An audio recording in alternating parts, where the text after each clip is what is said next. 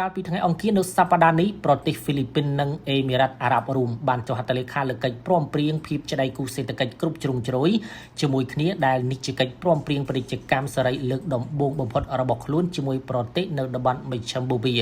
ពេលនេះចុះហត្ថលេខានេះត្រូវបានធ្វើឡើងក្រោមអធិបតីភាពរបស់ប្រធានាធិបតីហ្វីលីពីនលោក Ferdinand Marcos Jr. ក្នុងអំឡុងពេលទស្សនកិច្ចរបស់លោកនៅអាប៊ូដាប៊ីកិច្ចព្រមព្រៀងនេះមានគោលបំណងកាត់បន្ថយពន្ធគយបង្កើនលទ្ធភាពចូលទីផ្សារសម្រាប់ទំនិញនិងសេវាកម្មនិងបង្កើតឱកាសការងារសម្រាប់អ្នកជំនាញហ្វីលីពីន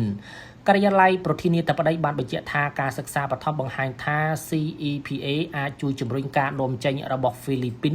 ទៅកាន់ UAE បាន9កដកសញ្ញា 13%នាយកដ្ឋានពាណិជ្ជកម្មរំពឹងថាកិច្ចព្រមព្រៀងនេះ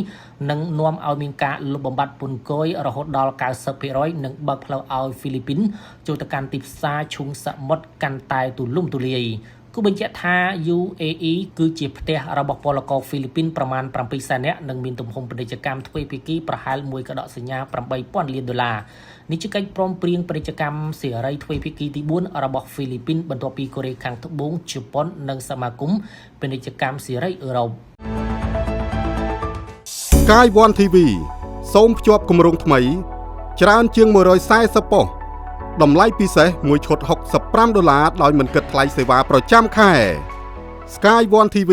លើសពីទូរទស្សន៍នៅកម្ពុជាកម្មវិធីចំណេញទ្វេដងអាជីវករទិញប្រអប់ Sky One TV ស៊េរីថ្មីចំណេញប្រាក់ច្រើន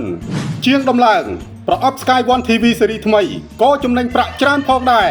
អ្នកទស្សនាទទួលបានប៉ុស្តិ៍ច្រើនព្រមទាំងប៉ុស្តិ៍កីឡាបាល់ទាត់ពិភពលោកគ្រប់ស្ថាប័ន Sky One TV លើសពីទូរទស្សន៍នៅកម្ពុជា